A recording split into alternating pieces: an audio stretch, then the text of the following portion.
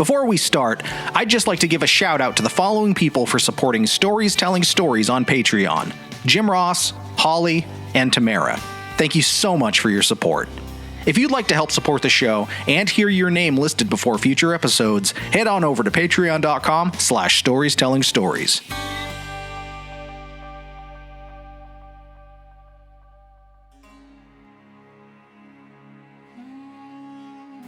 Another day has turned into another week, and here we are. Still in isolation, still in lockdown, still wondering when in the world this pandemic is going to come to an end. What's up, folks? I hope you're hanging in there. I'm trying to settle into this new normal, this life at home. I imagine in a lot of ways this is what it's like to be in prison. And I'm thinking back to our earlier episode about the guy that lived in the shed in the banker's garden, and that sort of seemed relevant at the time, but now that the weeks have gone on, that seems to be, at least to me, the most relevant of these episodes that we've had so far. I can sympathize with what that man went through, and I can't fathom the fact that he lived through that. I know it's a story, but the fact that he lived through that for that many years, and here we are at, I think I'm at week 6, working from home. It's either 5 or 6. I don't even remember. I've completely lost track of the days and the weeks and the months. And yeah, and I'm run out of things to say. When you're looking at the same walls every day, the same screens, how do you differentiate?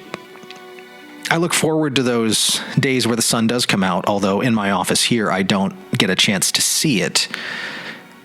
But it's a nice surprise when I get up and walk around the rest of the house when I do see the sun.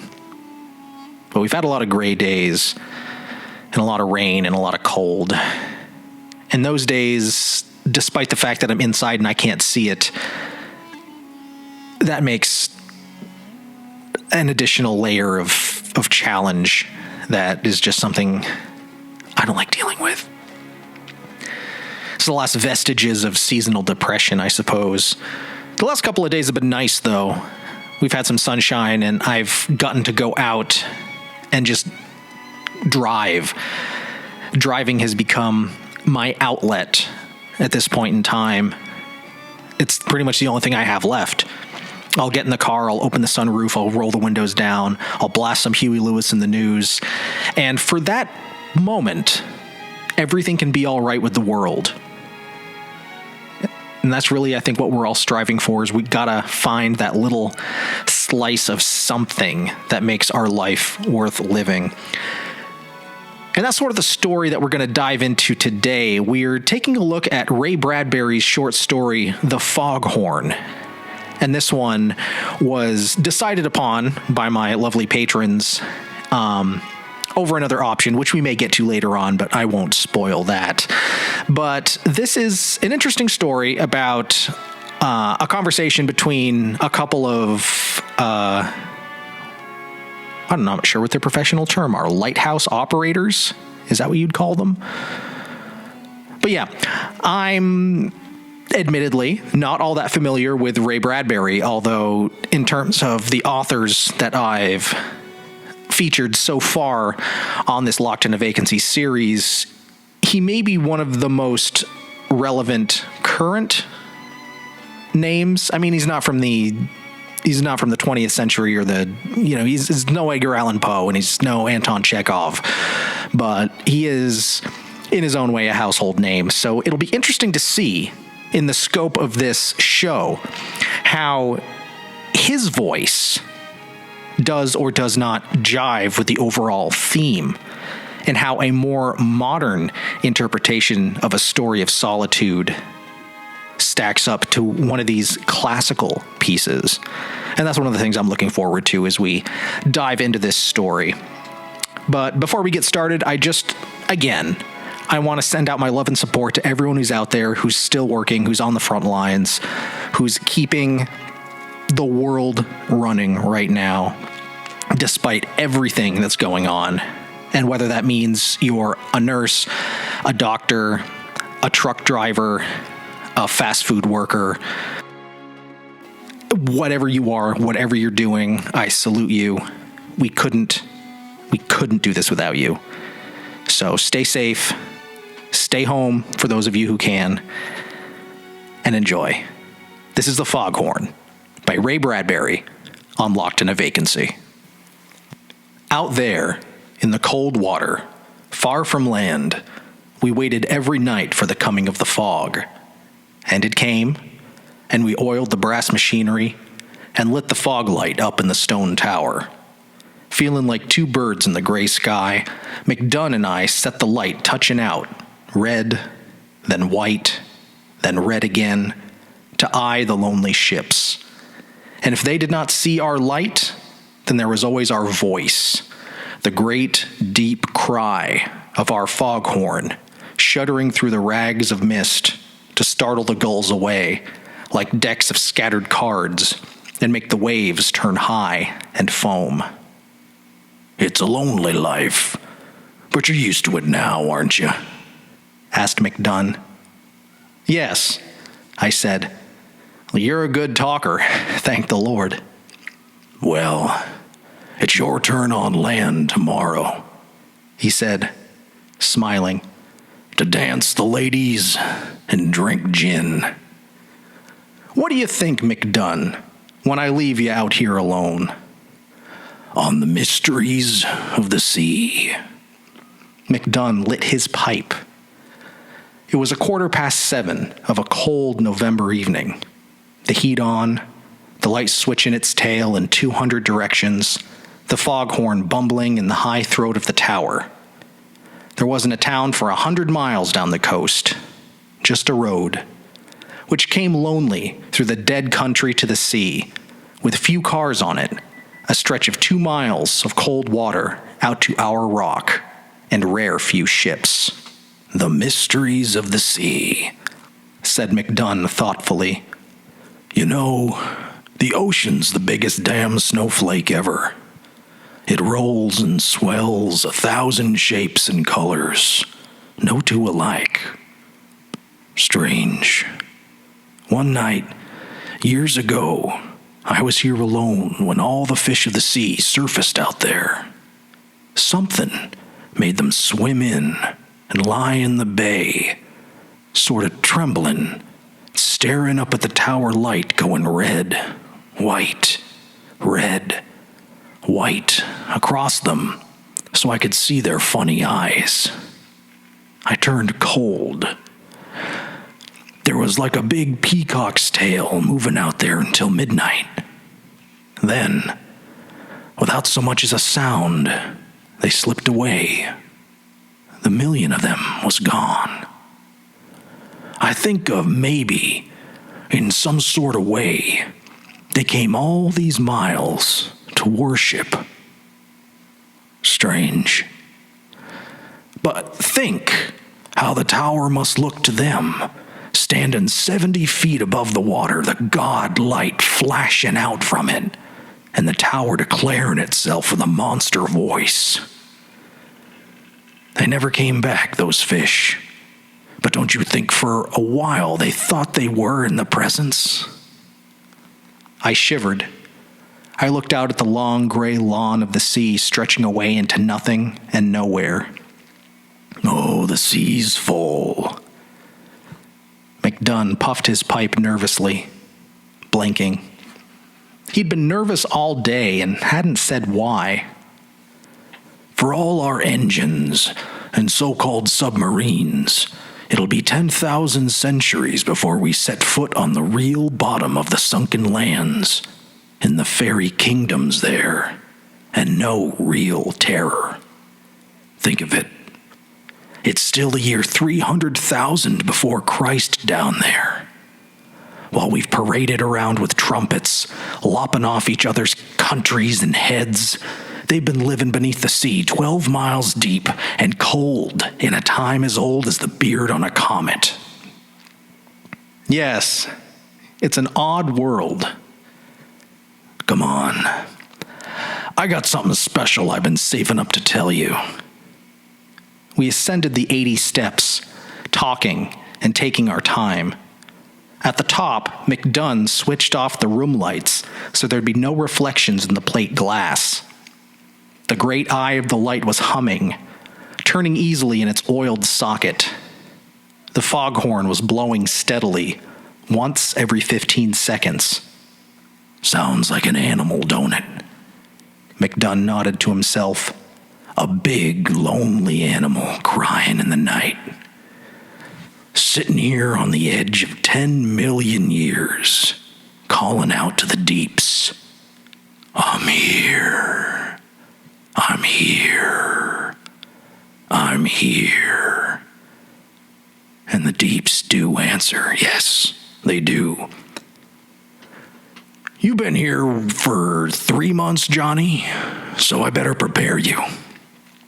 About this time of year, he said, studying the murk and fog, something comes to visit the lighthouse. The swarms of fish, like you said. No, this is something else. I've put off telling you because you might think I'm daft. But tonight's the latest I can put it off. For if my calendar's marked right from last year, tonight's the night it comes. I won't go into detail, you'll have to see it for yourself. Just sit down there. If you want, tomorrow, you can pack your duffel and take the motorboat into land, get your car parked there at the dinghy pier on the Cape, and drive on back to some little inland town and keep your lights burning nights. I won't question or blame you. It's happened 3 years now, and this is the only time anyone's been here with me to verify it. You wait and watch. Half an hour passed with only a few whispers between us. When we grew tired waiting, McDunn began describing some of his ideas to me. He had some theories about the foghorn itself. One day, many years ago, a man walked along and stood in the sound of the ocean on a cold, sunless shore and said, "We need a voice to call across the water, to warn ships. I'll make one. I'll make a voice that's like an empty bed beside you humming all night long. And like an empty house when you open the door, and like the trees in autumn with no leaves. A sound like the birds flying south, crying, and a sound like November wind and the sea on the hard, cold shore.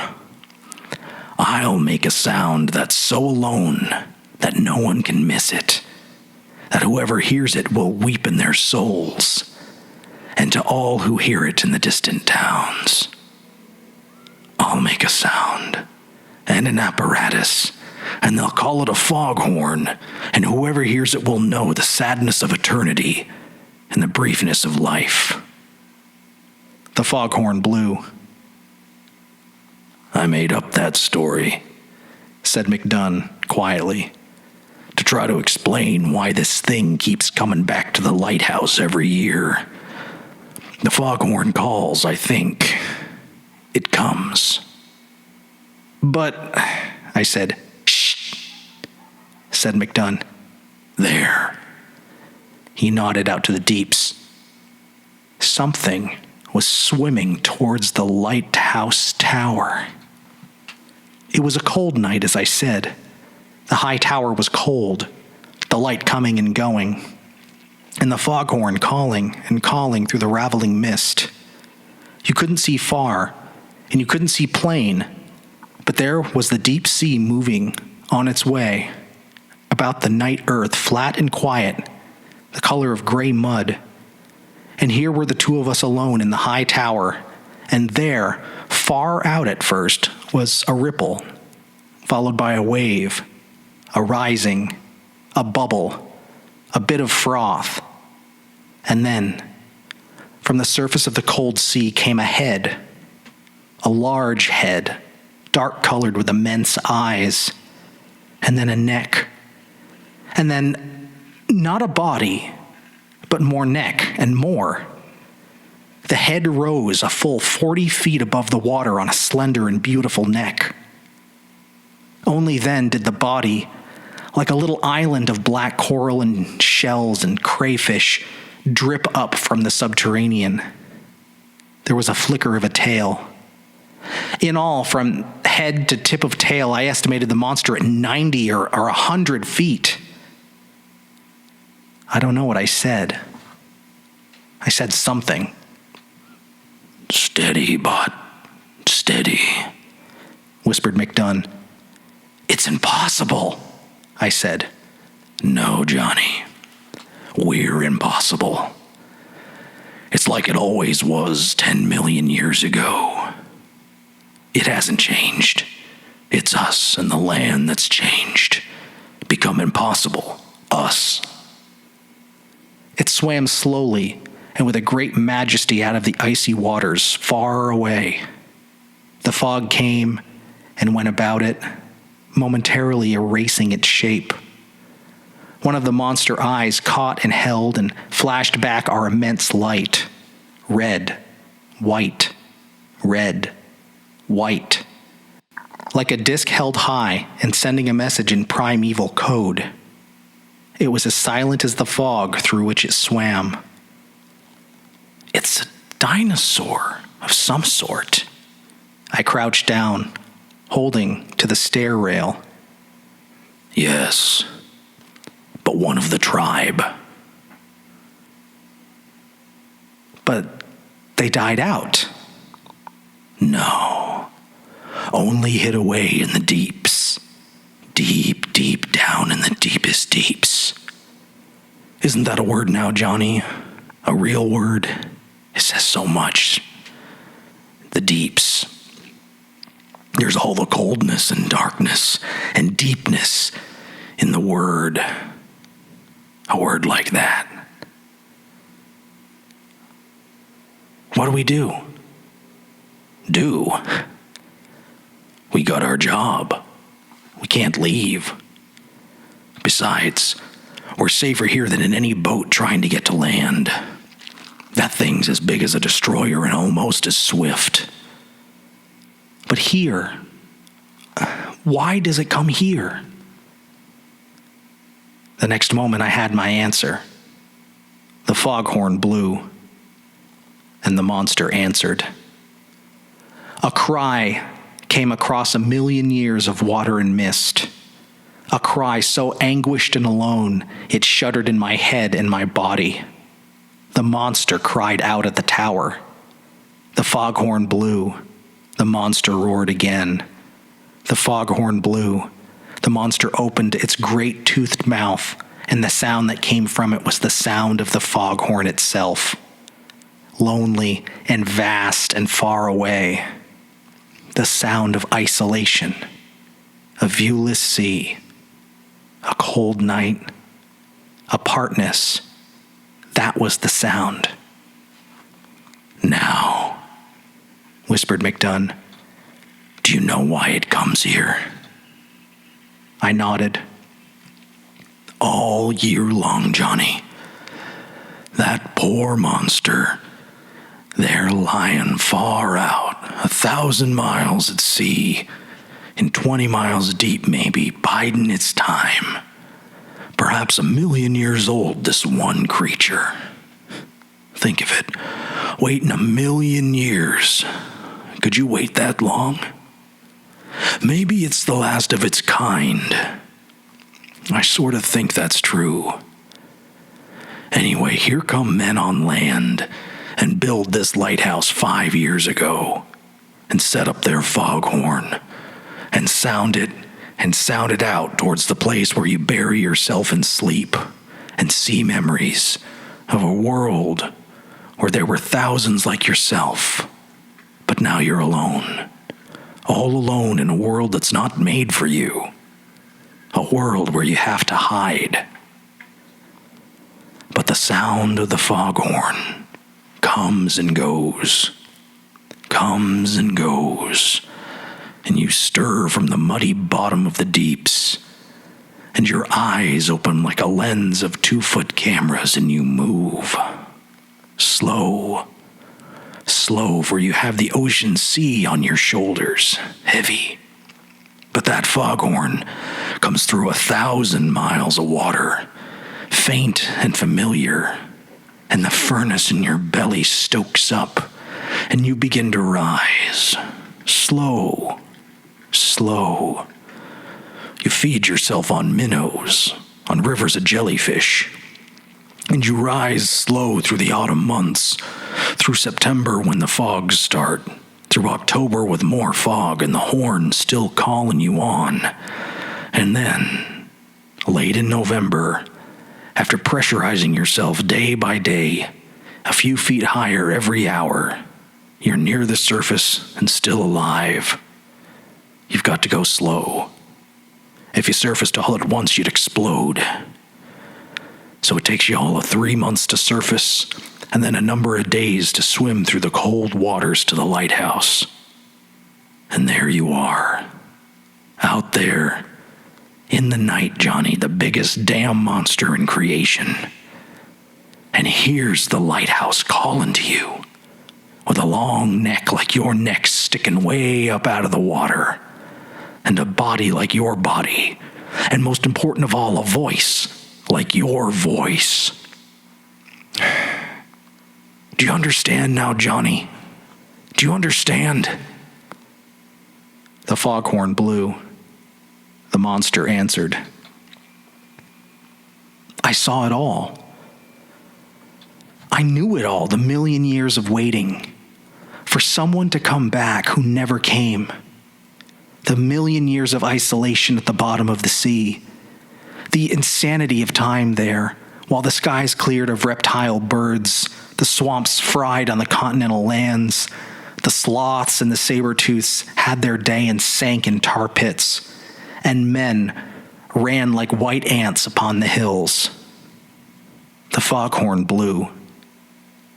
Last year, said McDunn, that creature swam round and round all night. Not coming too near, puzzled, I'd say. Afraid, maybe. And a bit angry after coming all this way. But the next day, unexpectedly, the fog lifted. The sun came out fresh.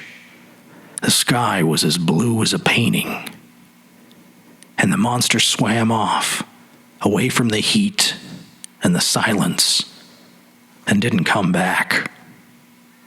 I suppose it's been brooding on it for a year now, thinking it over from every which way. The monster was only 100 yards off now, it and the foghorn crying at each other. As the lights hit them, the monster's eyes were fire and ice. Fire and ice. That's life for you, said McDunn. Someone always waiting for someone who never comes home. Always someone loving some things more than that thing loves them. And after a while, you want to destroy whatever that thing is so it can hurt you no more. The monster was rushing at the lighthouse. The foghorn blew. Let's see what happens, said McDunn. He switched the foghorn off. The ensuing minute of silence was so intense that we could hear our hearts pounding in the glassed area of the tower, could hear the slow greased turn of the light. The monster stopped and froze. Its great lantern eyes blinked. Its mouth gaped. It gave a sort of rumble, like a volcano. It twitched its head this way and that, as if to seek the sounds now dwindled off in the fog. It peered at the lighthouse. It rumbled again. Then its eyes caught fire. It reared up, threshed the water, and rushed at the tower, its eyes filled with angry torment. "McDunn!" I cried. "Switch on the horn!" McDunn fumbled with the switch, but even as he switched it on, the monster was rearing up. I had a glimpse of its gigantic paws, fish skin glistening in webs between the finger-like projections, clawing at the tower. The huge eye on the right side of its anguished head glittered before me, like a cauldron into which I might drop, screaming. The tower shook. The foghorn cried. The monster cried. It seized the tower and gnashed at the glass, which shattered in upon us. McDunn seized my arm. "Downstairs!" The tower rocked, trembled, and started to give. The foghorn and the monster roared. We stumbled and half fell down the stairs. "Quick!" We reached the bottom as the tower buckled down towards us. We ducked under the stairs in the small stone cellar. There were 1,000 concussions as the rocks rained down. The foghorn stopped abruptly. The monster crashed upon the tower. The tower fell. We knelt together, McDunn and I, holding tight, while our world exploded. Then it was over. There was nothing but darkness and the wask of the sea on the raw stones. That and the other sounds. "Listen," said McDunn quietly. "Listen." We waited a moment, and then I began to hear it. First, a great vacuumed sucking of air, then the lament, the bewilderment, the loneliness of the great monster folded over upon us, above us, so that the sickening reek of its body filled the air, the stone's thickness away from our cellar. The monster gasped and cried. The tower was gone. The light was gone. The thing that had called it across 1,000,000 years was gone. And the monster was opening its mouth and sending out great sounds. The sound of a foghorn, again and again. And ships far at sea, not finding the light, not seeing anything, but passing and hearing late that night must have thought, "There it is, the lonely sound, the lonesome bay horn. All's well, we've rounded the cape." And so it went for the rest of that night. The sun was hot and yellow the next afternoon when the rescuers came to dig us from our stoned-under cellar. "It fell apart is all," said McDunn gravely. "We had a few bad knocks from the waves and it just crumbled." He pinched my arm. There was nothing to see. The ocean was calm, the sky blue. The only thing was a great algaic stink from the green matter that covered the fallen tower stones and the shore rocks. Flies buzzed about. The ocean washed empty on the shore. The next year they built a new lighthouse, but by that time I had a job in the little town and a wife and a good small warm house that glowed yellow on autumn nights. The doors locked, the chimney puffing smoke. As for McDunn, he was master of the new lighthouse, built to his own specifications, out of steel-reinforced concrete. "Just in case," he said. The new lighthouse was ready in November. I drove down alone one evening and parked my car and looked across the gray water and listened to the new horn sounding once, twice, 3, 4 times a minute, far out there by itself. The monster? It never came back. "It's gone away," said McDunn. "It's gone back to the deeps. It's learned you can't love anything too much in this world. It's gone into the deepest deeps to wait another 1,000,000 years. Ah, the poor thing, waiting out there and waiting out there, comes and goes on this pitiful little planet, waiting and waiting. I sat in my car listening. I couldn't see the lighthouse or the light standing out in Lonesome Bay. I could only hear the horn. The horn. The horn. It sounded like the monster calling. I sat there, wishing there was something I could say. The end.